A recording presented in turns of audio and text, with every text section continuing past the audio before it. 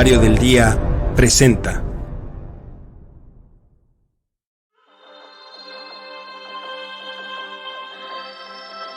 En una época donde el conocimiento y la información son fuentes de poder, se necesitan voces capaces de explicar el entorno, comprometerse con la verdad, representar el sentir de la sociedad y expresar la universalidad de pensamientos.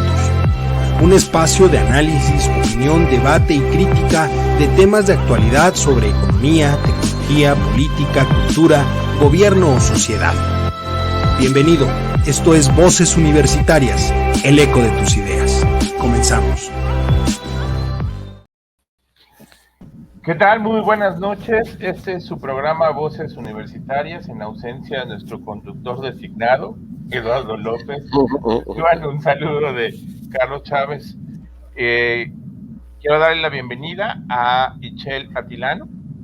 ¿Cómo estás, Hola, Itzel? buenas noches. ¿Cómo se encuentran? Espero que muy bien después de este día tan caluroso. Y pues tenemos un programa bastante interesante. Bonita noche, Charlie, María. Muchas gracias. Y le damos la bienvenida al doctor Mario Luis Cortés. ¿Cómo estás, Mario? Mi estimadísimo Carlos, mi querida Itzel, muy buenas noches. Qué gusto de volver a compartir estos micrófonos con ustedes. Y como bien indica Itzel, muchas historias de terror en esta semana que concluimos y quién sabe en esta semana que empezamos. Oigan, mucho calor, ¿no? Demasiado. Se pronostica tatemada la semana. Sí. Hoy estuvimos... Y no solamente por el aspecto político. 32 grados estuvimos el día de hoy, ¿eh? Yo escuché... 34,2. Me decía Itzel que 34,2, yo escuché 32,9. Lo que sea, hacía mucho calor. Mucho. O sea, independientemente de lo que diga el termómetro, la sensación térmica ha estado insoportable. Porque hay demasiada resequedad. Yo espero de verdad que caiga lluvia. Supuestamente están pronosticando lluvia para el viernes y el sábado. Espero primero Dios que sí sea, porque sí nos hace falta, Ya desesperadamente. Oigan, quien se está tatemando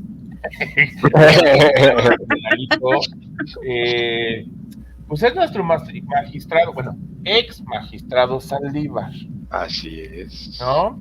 En la semana le iniciaron una investigación por algunas situaciones y quiero que me expliquen qué va a pasar o qué tipo de situación le están planteando al ex magistrado.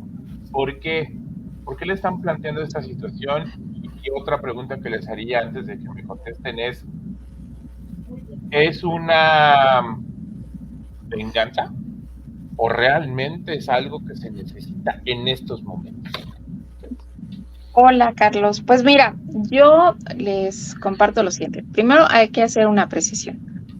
La investigación no se aperturó en contra de Arturo Saldívar. Así es. Ese es lo primerito. La denuncia fue una denuncia anónima en donde sí denuncian una serie de hechos que se le atribuyen por una influencia indebida, vamos a decirlo así, por parte de Arturo Saldívar hacia una serie de jueces, magistrados, secretarios y otras personas que prestan sus servicios dentro del Poder Judicial. A quienes realmente están investigando para establecer probables responsabilidades, no solamente administrativas, sino las que pudiesen estar derivando del ámbito penal, son a esos jueces magistrados de los tribunales colegiados de circuito y a aquellas otras personas del Poder Judicial, secretarios y demás, por actos que tienen como finalidad el influir en las resoluciones a través de promociones indebidas.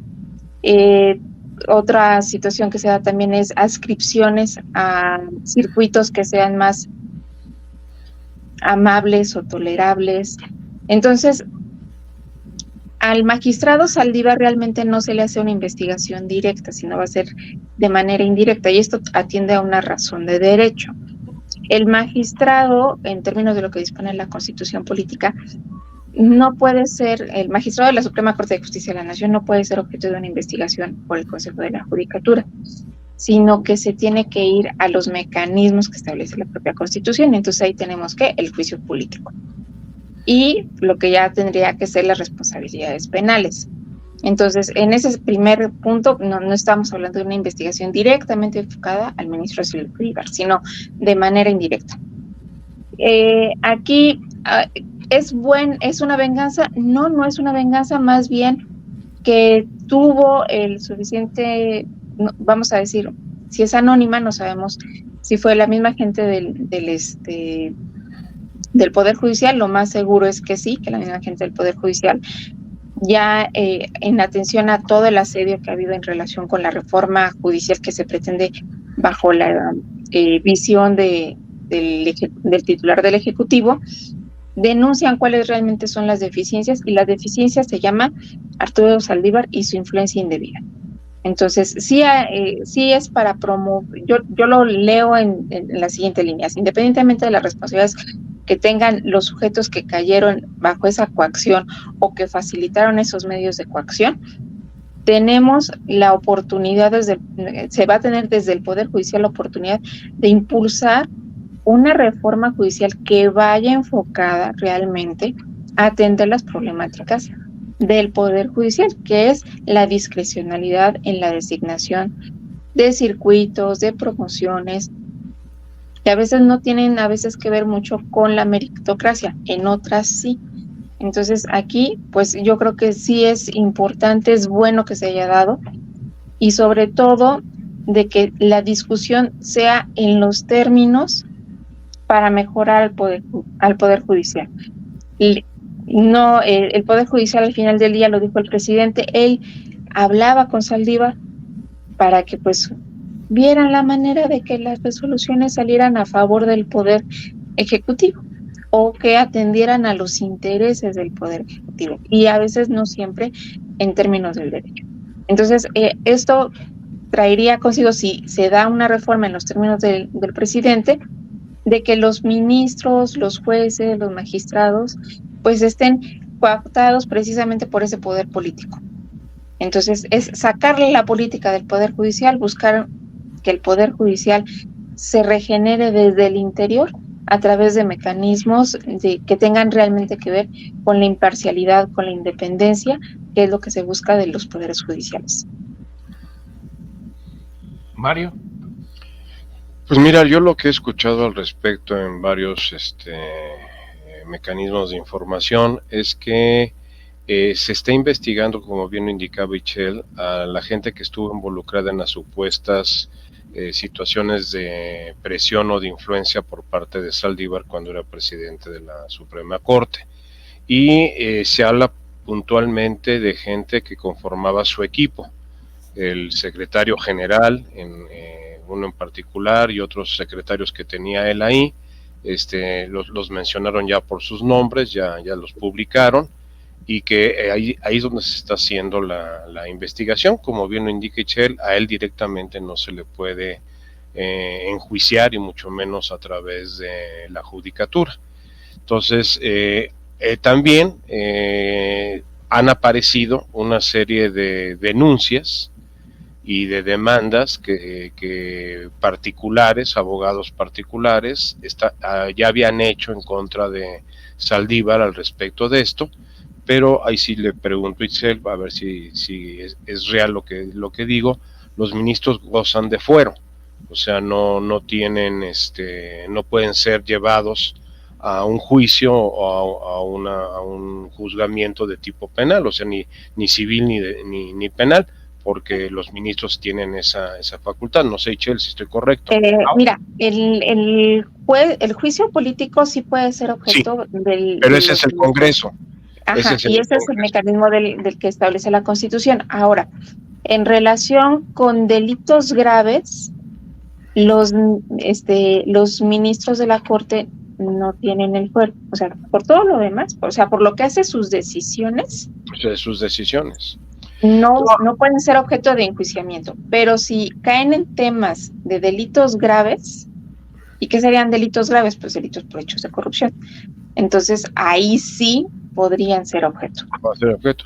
Aquí escuché yo a un abogado que entrevistó Joaquín López Dóriga en radio, el día de hoy, por cierto, en la mediodía, en donde él lo culpaba de la muerte de un magistrado de circuito, que lo suspendió, o sea que por orden directa ya sabemos que el presidente de la Suprema Corte y el presidente de la Judicatura es la misma persona, entonces él sí puede enjuiciar, entonces que mandó suspender a este ministro cuando estaban los amparos de la IFA, era el tema que se estaba discutiendo, y que él estaba pues en contra de que se quitaran los amparos, sino que al contrario, que se dieran los amparos para que se suspendiera la obra de la IFA, y lo mandó suspender. El problema es que magistrado ya traía un problema de salud, y al estar suspendido, por alguna razón técnica, le retiraron el pasaporte y no pudo ir a una serie de tratamientos que tenía en Estados Unidos, y a consecuencia de eso murió. Entonces, este abogado estaba diciendo que desde noviembre del año pasado presentó ya, cuando supo que él renunciaba, presentó ya la denuncia de hechos, y que pues trataba también de enjuiciarlo por ese aspecto. Coincido con Michelle de que esto tiene una gran carga política. A Arturo Saldívar el Poder Judicial lo considera un traidor abiertamente. Por la renuncia, ¿no? Haber renunciado en la forma que renunció, y haber permitido que metieran a Lenina Batres en su lugar. O sea, que pudo ser ello, pudo ser cualquiera de las otras que nombró el presidente, ¿no? Pero que al final de cuentas que metieran una persona más afín, pues, pero porque estamos viendo más afín que Arturo Saldívar, pues estaba difícil. Bueno, ese por lo menos tiene más o menos conocimiento de lo que estaba haciendo. La señora Batres pues está perdida totalmente en el espacio.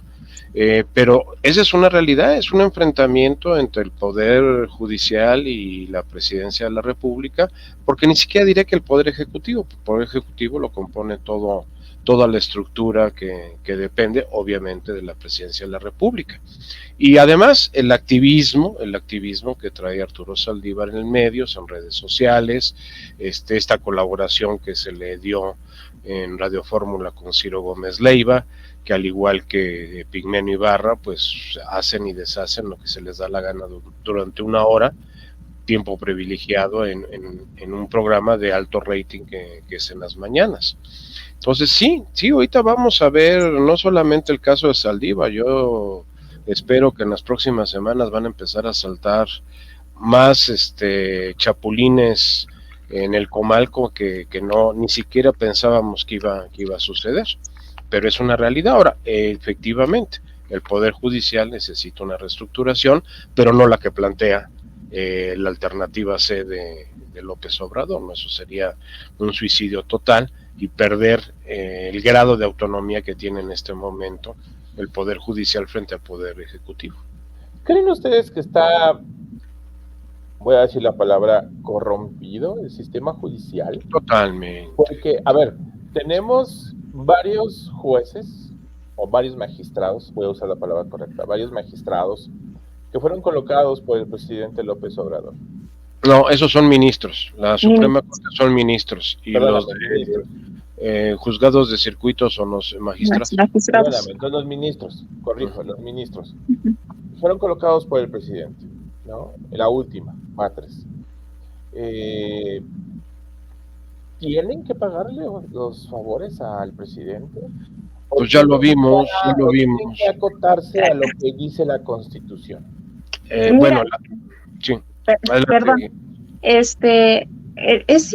voy a retomar lo que estabas comentando acerca de que si el Poder Judicial está corrompido. Es una realidad de que el Poder Judicial federal, si lo comparamos con los poderes judiciales estatales, que son otro universo, el Poder Judicial federal guarda un poco más de sus formas, por decirlo de alguna manera, su profesionalismo y su independencia. con lo que están ahorita, lo que se está haciendo notar es de que para algunos asuntos de interés del gobierno en turno, pues se coludieron y buscaron la manera de imponer decisiones. Y hubo personas que se prestó. Como también hay jueces y magistrados que no se prestan a eso, y por eso es que tenemos mecanismos en donde sí se aceptaron amparos, donde sí hubo resoluciones y que llegaron hasta el pleno de la Corte y que les dieron la reversa y que buscaron mecanismos a partir de la revisión realmente cuidadosa de lo que establece la Constitución para dar una resolución. O sea, podremos estar de acuerdo, no podremos estar de acuerdo. Lo cierto es de que, pues para eso tenemos a la Suprema Corte de Justicia de la Nación para tomar decisiones, ¿no? Y que al final del día, pues en la medida en la que se vayan estableciendo precedentes que posteriormente se pueden convertir en jurisprudencias, pues se va a ir modificando el derecho. Entonces, hablar de corrupción o de corrompido, pues sí podemos estar diciendo que sí hay parte, pues porque desgraciadamente no podemos decir no existe, porque pues por eso hay una denuncia anónima en ese sentido. Sin embargo, si nos ponemos a comparar la dinámica que tiene el Poder Judicial, tanto en la Federación como en las entidades federativas, sí podemos decir de que hay una mayor independencia, profesionalismo y autonomía por parte del Poder Judicial Federal a comparación de las entidades federativas. Y a veces confundimos a los poderes judiciales de las entidades federativas con el Poder Judicial de la Federación. Vamos a decir que el Poder Judicial Federal guarda más las formas y trata de encontrar, ahora sí que como buenos abogados, encontrar la verdad jurídica que los proteja y conseguir el objetivo que le están pidiendo.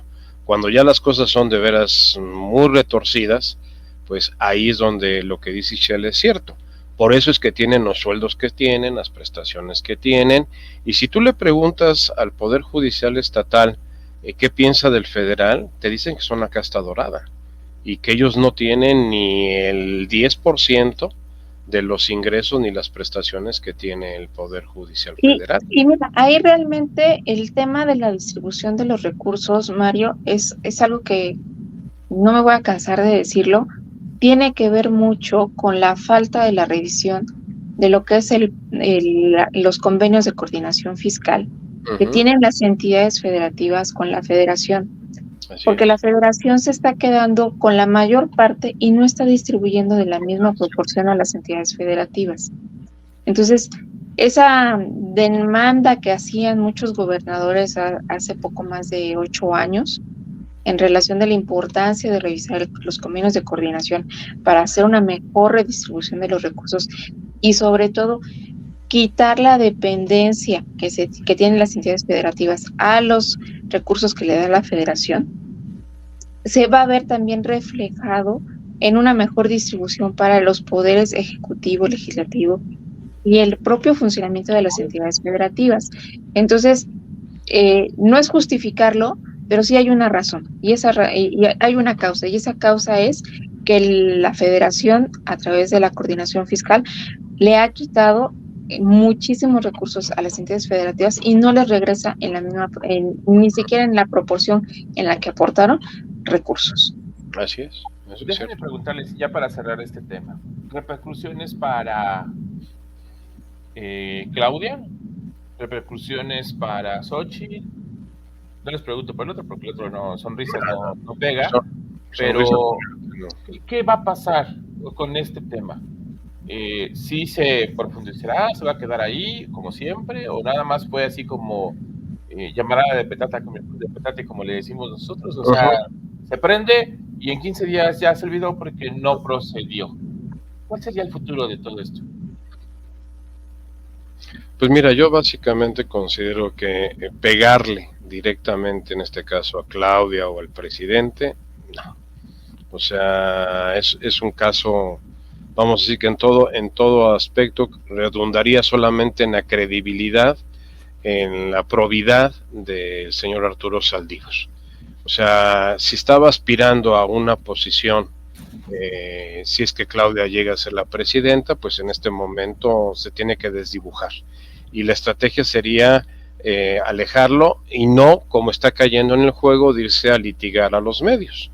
Hoy estuvo físicamente en el estudio de Joaquín López Dóriga y pues Joaquín le puso una barrida del tamaño del mundo, ¿no? O sea, realmente no pudo salir y quitarse de encima lo que tú acabas de mencionar que dijo el presidente en la mañanera. Y además él lo ratificó, sí, claro. Nos sentábamos con el consejero jurídico de la presidencia, en la época era Julio Scherer, y pues nos poníamos de acuerdo de qué era lo que más convenía en ese momento. Oye, que digas eso, al que le están diciendo que hacía eso, no, pues ya. Pues es que es aceptar, ¿no? O sea, realmente. Complejo, ¿no? Pero lo que él dice es que eso es normal, que cualquier abogado ante algo de relevancia se reúne con sus contrapartes y con el juez y ahí lo aclaran. O sea, él ha visto mucho la ley y el orden ahí en la serie de televisión. No, bueno, es que una cosa es litigar el asunto respecto a los intereses de tu cliente y aquí es litigar el asunto para los beneficios del gobierno, o sea. y en perjuicio de los particulares, que es el caso. Pero si esto lo unes, Ichel, y tú lo conoces mejor que yo por tu área profesional, es lo que está haciendo Monreal con esta iniciativa del amparo, que le quites el efecto de que sea temporal.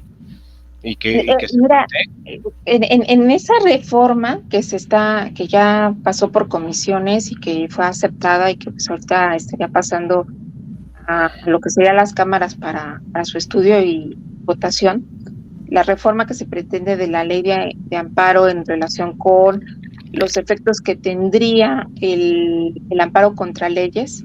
Uh-huh. Actualmente el amparo contra leyes, ¿qué es lo que te permite?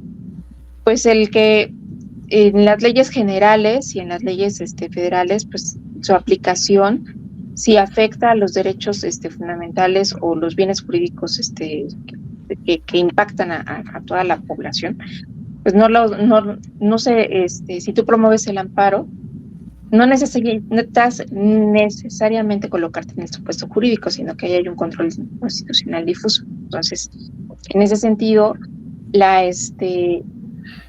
protección es para todos. Para todos, exactamente. Ajá. Hayas o no hayas promovido amparo, la protección es para todos. Para todos. ¿Qué es lo que se está buscando? De que solamente aquellas personas que promuevan el amparo van a ser merecedores a esa suspensión. Aquí, y voy a poner el ejemplo porque tomaban ejemplos, escuchaba en la radio que tenían que ver con las vacunas, con aspectos que sí atienden a una particularidad de una persona que se coloca en un supuesto jurídico. Vámonos con el tema del Tren Maya.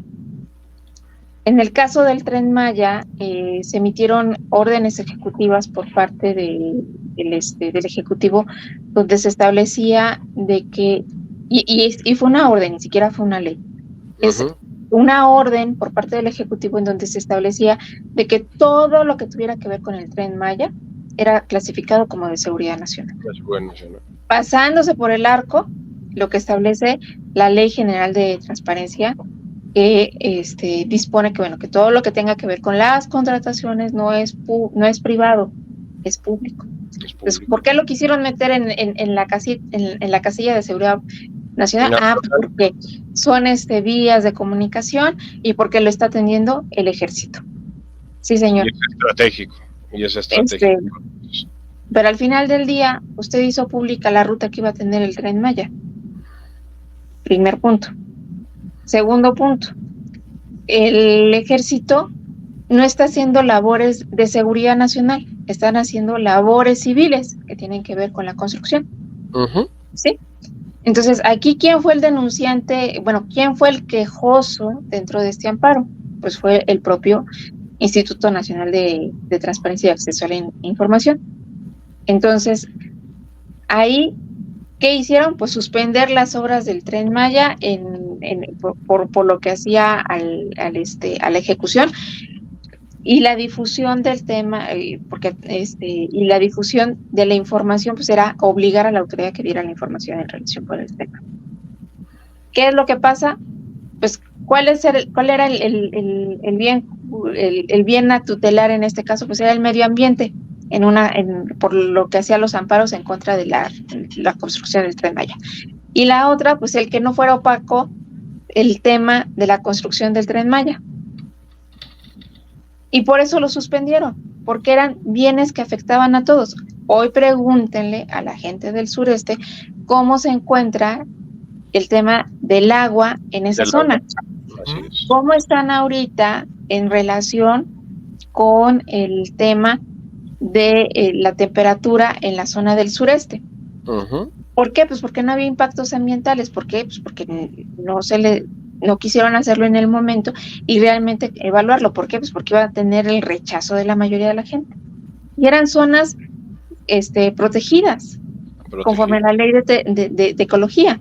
Entonces, en ese sentido, la protección no era para la gente que vivía en el sureste, era para el mundo, era para toda la población. Uh-huh. Entonces, lo que terminó haciendo el gobierno federal fue un ecocidio. Sí.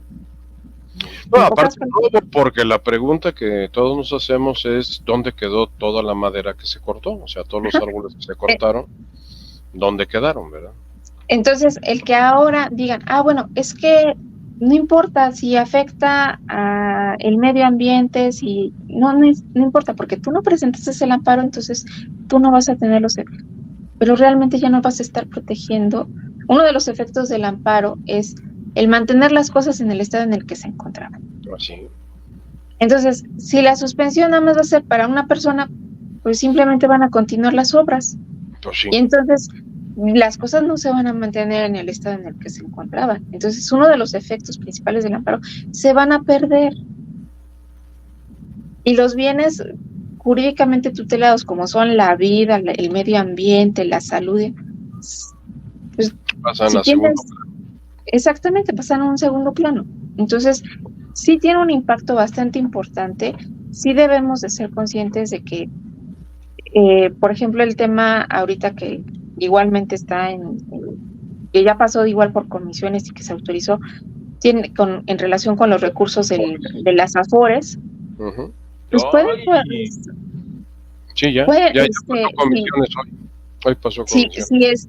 Si se aprueba la ley y alguien se siente afectado o un grupo de personas se siente, le van a, o sea, nada más va a ser para ellos. Para ellos. Y entonces toda la gente que no tiene el recurso para poder presentar un amparo, no van a tener la protección. Oigan, hablando de esa ley, la reforma a las pensiones. Hoy pasó. Sí, de comisiones. Falta aprobarla en el Senado. En el pleno. ¿Cómo lo ven? ¿Dinero para sus campañas? ¿Dinero para sus proyectos futuros? No, es dinero para terminar de gastarla en el cierre del sexenio. O sea, porque también vamos a ser honestos, dimensionarlos. Estamos hablando de aproximadamente 40,000 millones de pesos.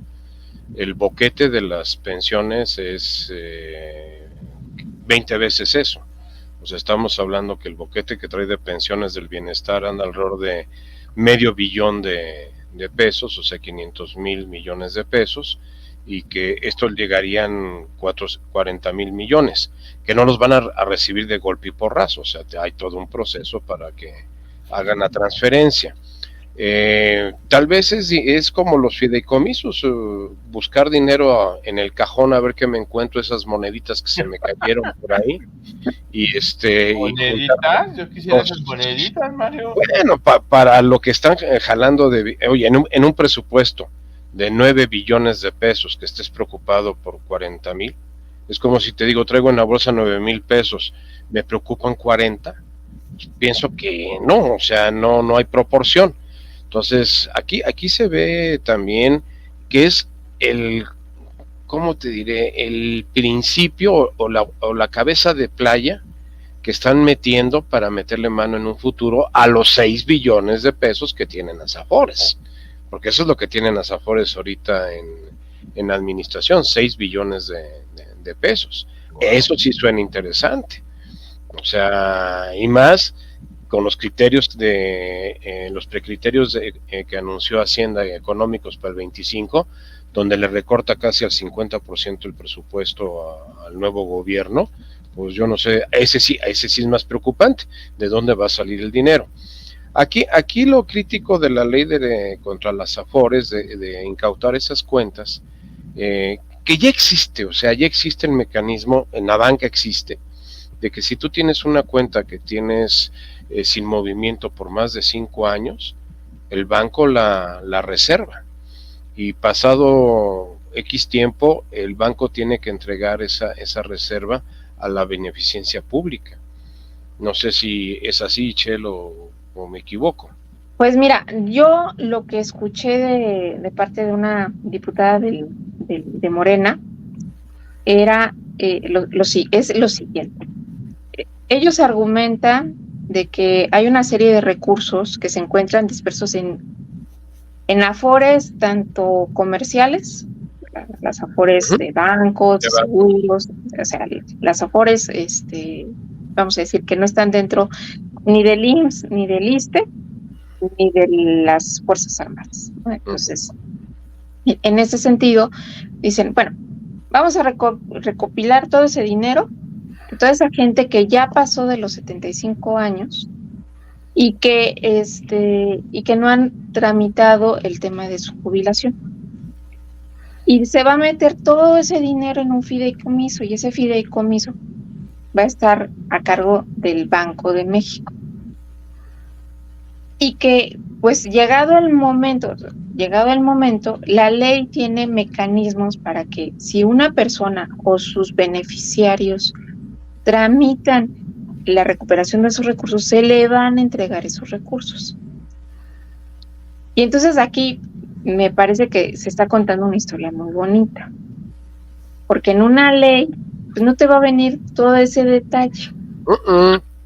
No te viene ese detalle. O sea, te viene en todo caso en lo que es la normatividad secundaria. Así es. En la ley, ¿qué es lo que sí posiblemente va a venir? Pues que sí se va a hacer esa recolección de todos esos recursos que se van a concentrar y que van a ser operados a través del mecanismo, sí, del fideicomiso. Y pues ahí lo interesante es que sí realmente va a ser el Banco de México. ¿Y cuál va a ser el objetivo de ese mecanismo? La ley no te va a decir cuál va a ser. No, la ley no lo va a decir. No lo va a decir porque pues porque te va a mandar. Eso viene en la parte normativa y de instrumentación de la ley. Entonces, cuentan una historia muy bonita, pues para vender a la gente esa parte. No, y que aparte con eso van a garantizar que te jubiles con una pensión mínima de 17,000 pesos.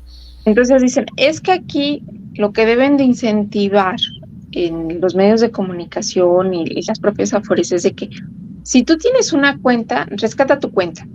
Sí. O sea, hazte conocedor de cuánto tienes en tu cuenta, vuelve a la activa, o dile a tus familiares de que pues tienes una cuenta de Afore.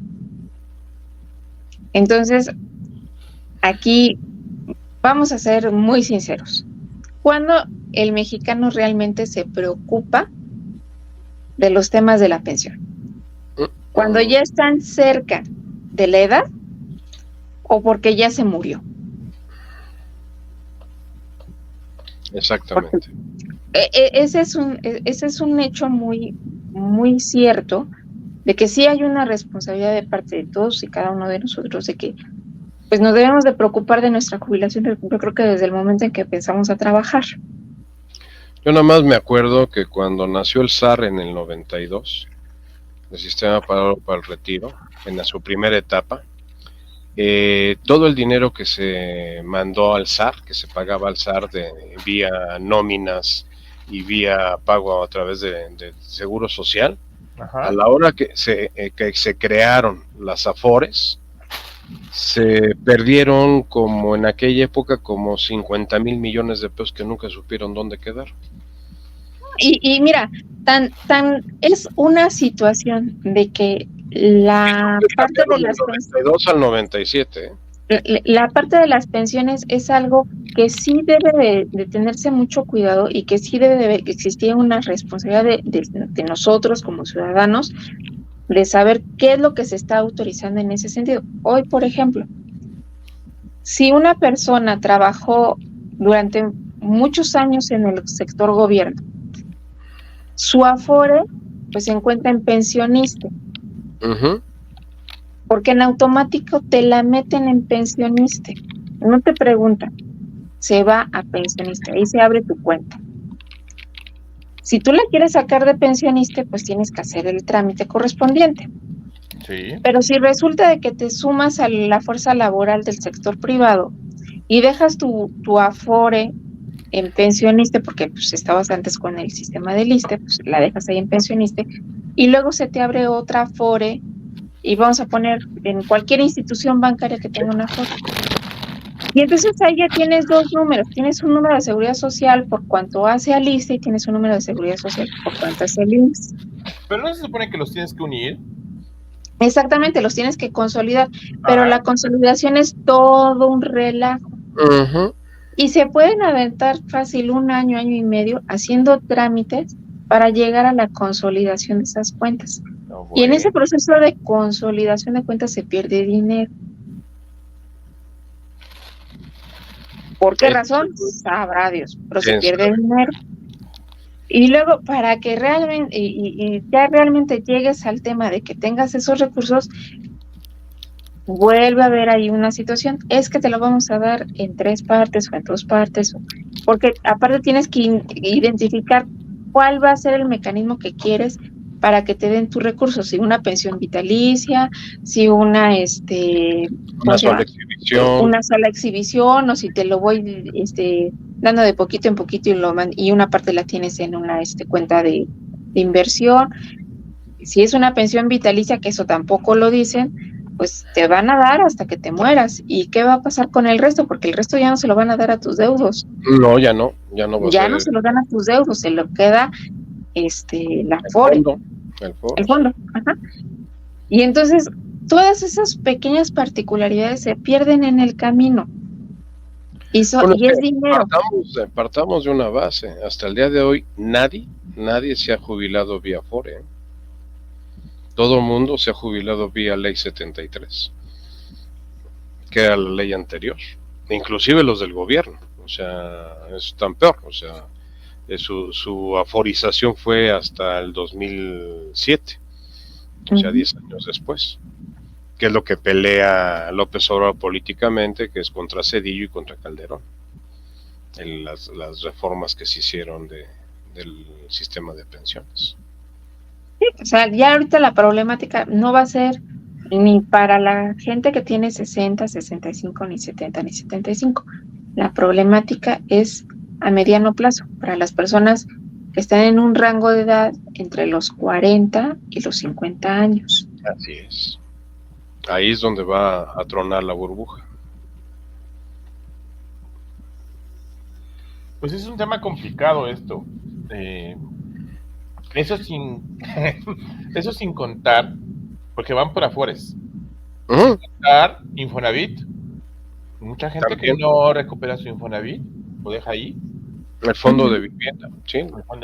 Y entonces es mucho dinero que está ahí, que gente que se muere, fallece y no lo pide, o gente que... Pero es lo mismo que ha sucedido en el sistema bancario, Carlos. O sea, estas historias no es novedad. Mucha gente que fallece y que los deudos no saben que tenían cuentas en el banco. No, y es que hay una situación también muy importante, Mario. El tema de cómo es el proceso sucesorio. Porque el tema de las afores no entra dentro de la masa hereditaria. Hereditaria, no. Porque se va al tema de los beneficiarios que tú estableces en tu contrato para la afore. Entonces, tiene el mismo trato que el sistema bancario. O sea, el sistema bancario tú puedes tener un testamento y por otro lado cuentas con beneficiarios. Entonces, por ejemplo, en el caso de todos los niños que quedaron huérfanos ahora con la pandemia, ellos ya no tuvieron acceso a ese recurso de sus padres, porque muy seguramente sus padres No, ¿qué es lo que normalmente hacen los matrimonios?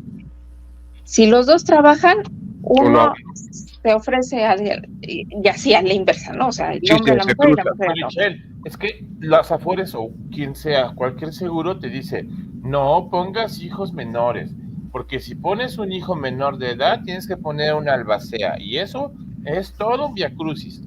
Y tú dices, bueno, está bien, se lo dejo a su mamá, o se lo dejo a una tía, o a alguien. Y ya dejaste en estado de indefensión a tu chamaco. ¿Y cuántos chamacos quedaron en orfandad a partir del COVID? O sea, se les murió el papá, se les murió la mamá. El dinero del aforo, y lo más seguro es que ni siquiera lo cobraron. Ni sabían dónde estaba, ni sabían dónde estaba. O quién fue el beneficiario, porque si tú vas y preguntas, no, es que usted no es el beneficiario.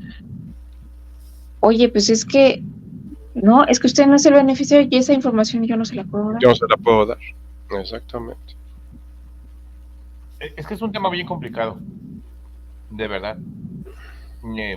Algo personal. Porque lo hemos hecho complicado, mi querido Carlos. No, es que, Mario, mi papá nunca pudo recuperar su Infonavit. ¿Nunca lo pudo recuperar? No, nunca pudo. Y eran trámites y trámites. Se acabó cansando. Y dijo, ay, ya, quédenselo, no quiero saber nada. Y lo dejó. ¿No? Entonces, es complejo, es muy complicado. La gente no quiere saber de esos trámites. Y dices gobierno, dices, ay, ¿no va? No, pues ve ahorita con todas las declaraciones de personas físicas, vas a ver las devoluciones al orden del día, cómo van a estar. No, ya no hay. No hay. Así de fácil, de sencillo. No hay. Yo tengo casos de personas que presentaron la declaración precargada, o sea, la que pone el SAT, y tenían saldo a favor, la presentaron y hasta la fecha no les han devuelto ni un centavo partido a la mitad. Ya devolvieron. ¿Ya te devolvieron a ti, Charlie? Ya. ¿Ya? Ah, pues suertudo. Suertudo. En 5 Eres días. de los pocos. Es que yo, como dicen por ahí, soy como Mr. Flanders. El 1 de abril hago mi declaración precargada porque, déjame decirte, yo tuve que desarrollar un programa, ni siquiera tan extraordinario. Lo hice en Excel, meto todas mis declaraciones, lo que tengo a favor, el crédito hipotecario, y me da el resultado. Voy a la Afore, reviso que tenga lo que debo de tener y coincide. Eso lo he hecho durante los últimos 10 años y me ha coincidido perfectamente bien. Entonces la meto, declaro y a los 5 días, ahora sí se me hizo muy rápido, Durante 5 días me devolvieron rapidísimo. Hasta yo me sorprendí de ver un depósito. Es el primer caso que yo escucho, porque los que he escuchado, a nadie le han devuelto nada. No, a mí sí ya me devolvieron. Y en los últimos años siempre, Aunque el año pasado sí se tardaron más de 15 días, en esta ocasión fueron 5 y vámonos. 5 días y vámonos. Pues felicidades. Sí. Pues muchas felicidades, Carlito, porque eres la primera persona a la que escucho que le han devuelto. Exactamente, que le han devuelto. Sí, ahí sí tengo que decir que tuve que aprender, fíjense bien, porque esto es importante. Yo no soy ni administrador ni contador, soy ingeniero. Y tuve que aprender toda esa parte, que aparte es bien compleja, límite inferior, límites superiores y no sé qué tanto. Y logré entender cómo se calculaba e hice un Excel. Yo nada más precargo mis datos y veo si va a haber saldo a favor o no. Y entonces ya, nada más reviso, te digo, reviso la precargada que esté correcta y que me dé el número que yo tengo y ya, vámonos. Y ya, se va. Entonces sí, yo lo hago desde mucho antes. Pero sí, digo, ahí sí te voy a decir, no tuve problemas, devolvieron rápido, tal cual. Así que, pero sí he escuchado muchos casos, por ejemplo, pues el sinvergüenza de Lalo.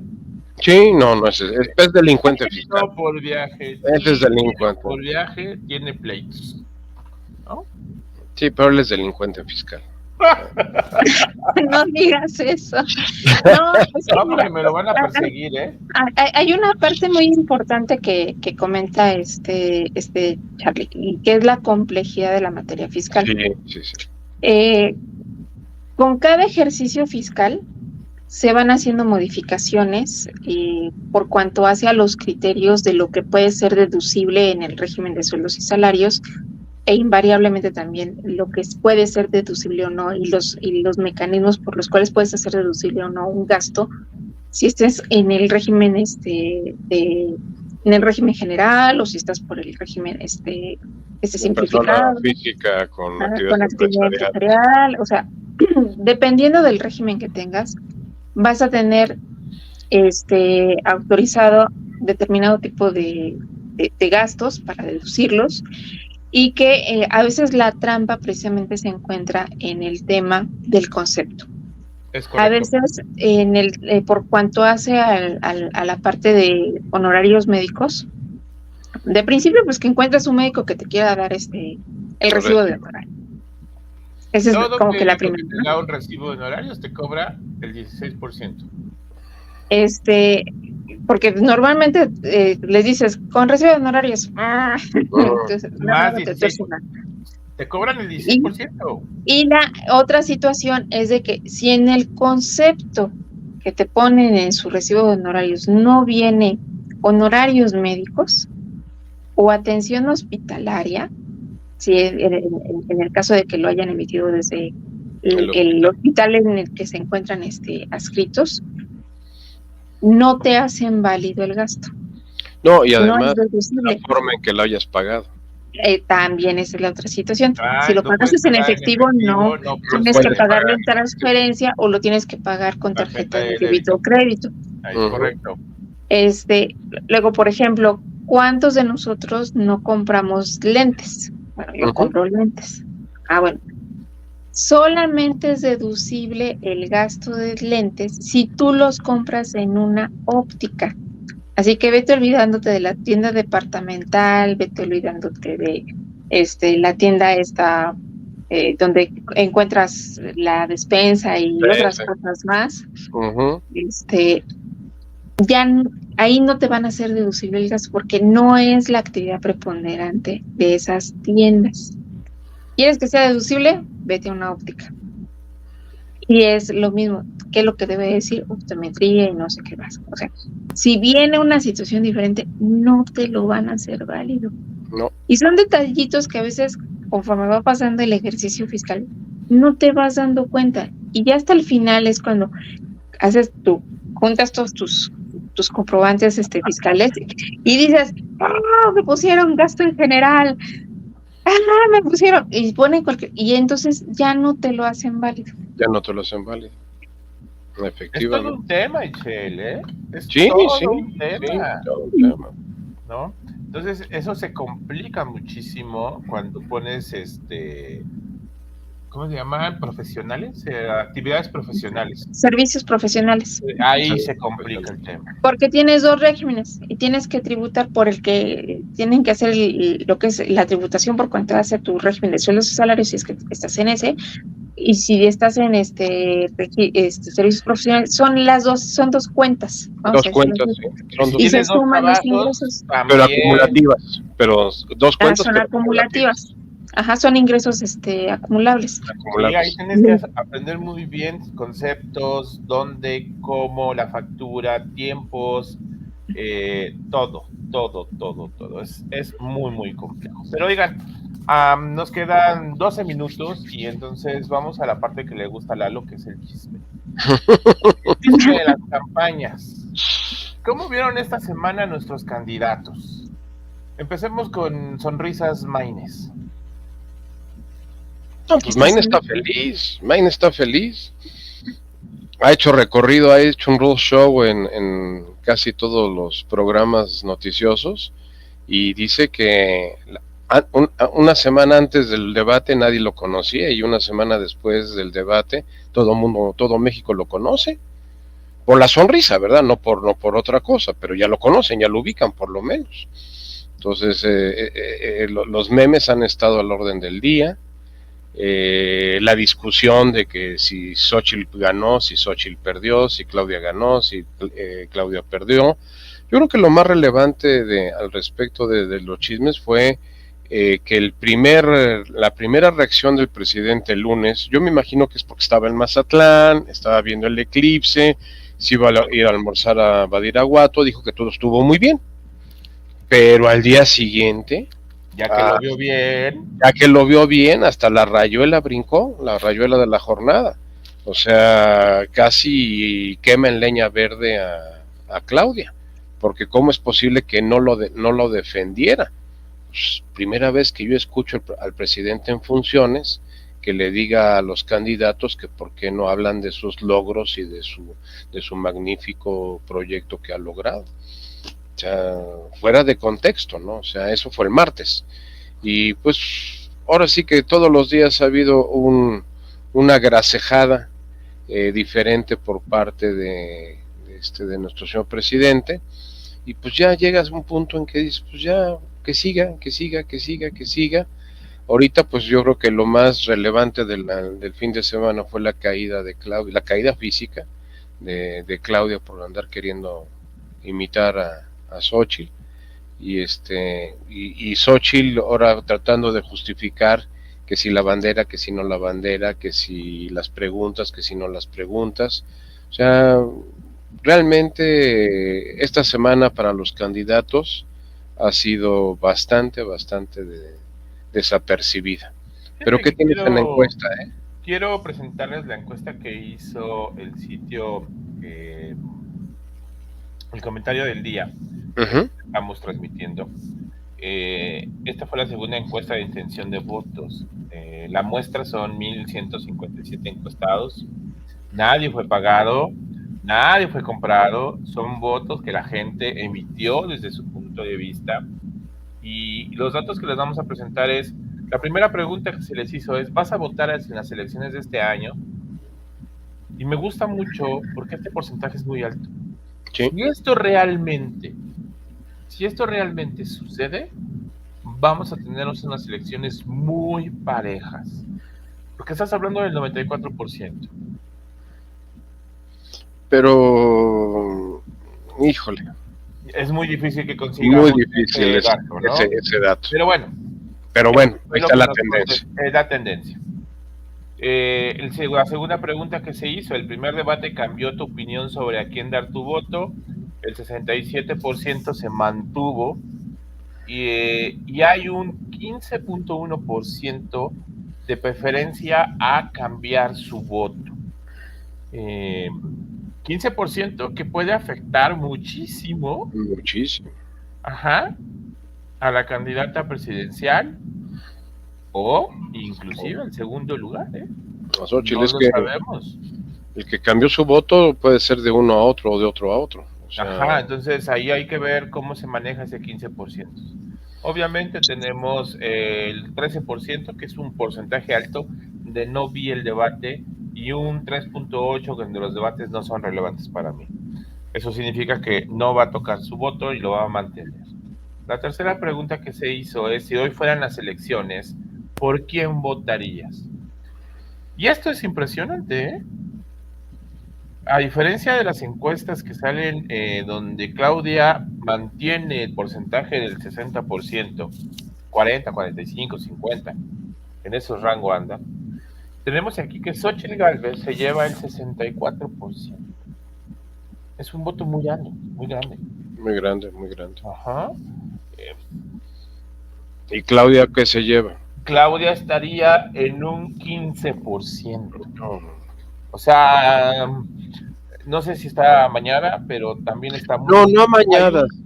Muy grande. Ahí el problema es... la encuesta. ¿Quiénes son los que a los que se encuestó? ¿Qué es lo que se está recriminando a todas las encuestadoras? En tu muestra, ¿quién votó?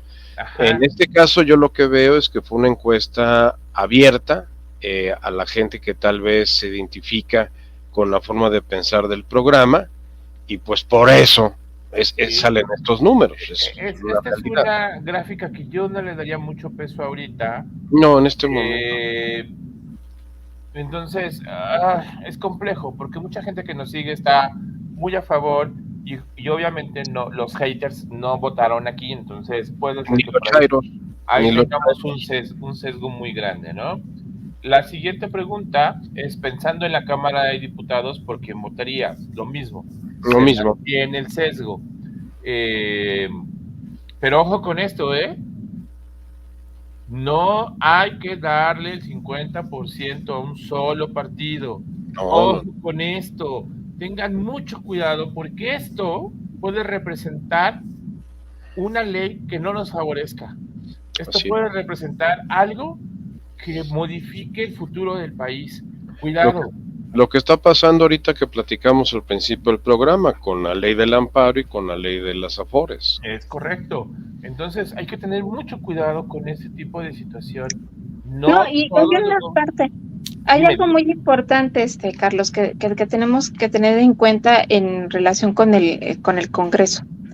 Hay muchos diputados y senadores que se están reeligiendo, muchos.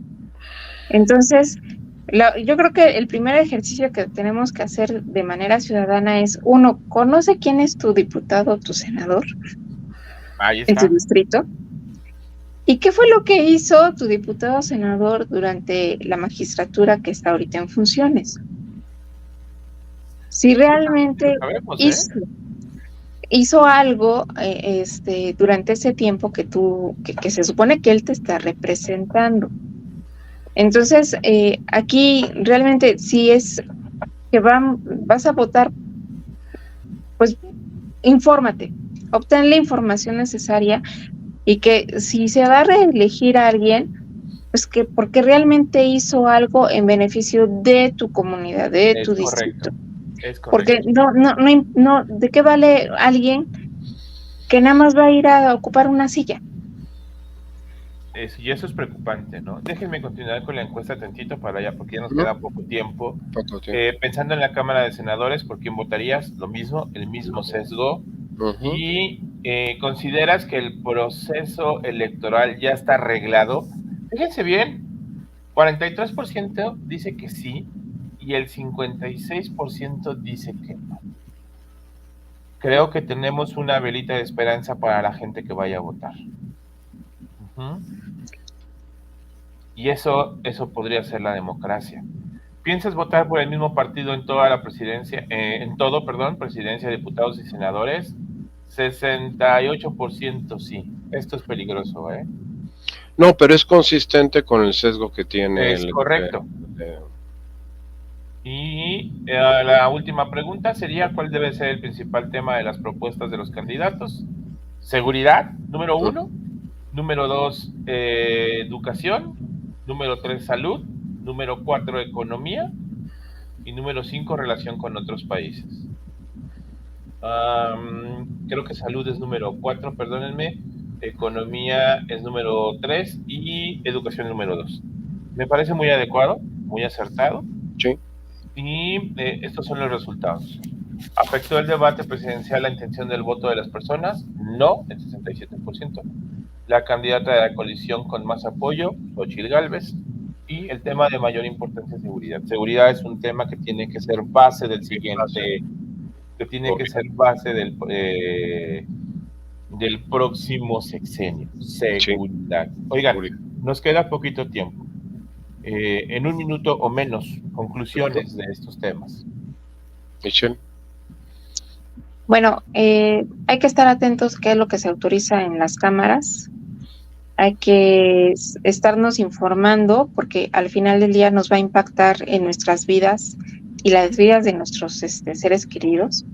La importancia del tema de las afores y pues también cómo nos va a afectar la modificación de la ley de amparo, ¿no? El chismecito con salida pues va a estar bueno. Sigamos esa telenovela y sobre todo, bueno, mantengámonos informados de qué es lo que va a pasar. Mario. Don Eduardo, ya te eché a perder la noche. No, ya vámonos. Ya vámonos, después nos vamos. Esa es mi conclusión. No, mi querido Carlos Echel, yo creo que preparémonos para unos meses de caos. Para mí lo más preocupante no es de aquí al 2 de junio, sino es después del 2 de junio. Ahí es donde realmente vamos a entrar a la verdadera prueba de fuego. Ahorita todos son escarceos, son rounds de sombra, pero después del 2 de junio, o sea, el lunes 3, ahí va a ser donde va a estar divertida la situación.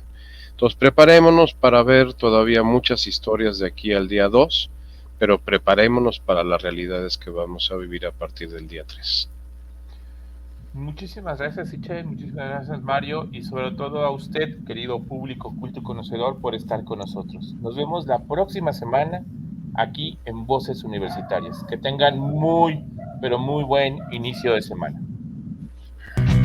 Oye, ¿te gustó la emisión? Entonces no te la puedes perder la siguiente semana. Y recuerda que puedes escuchar este y otros programas en nuestra página oficial, comentariodeldia.com, y en las plataformas de Spotify, Apple Podcast y Amazon Music. Suscríbete y síguenos de cerca en todas nuestras redes sociales. No olvides darle me gusta.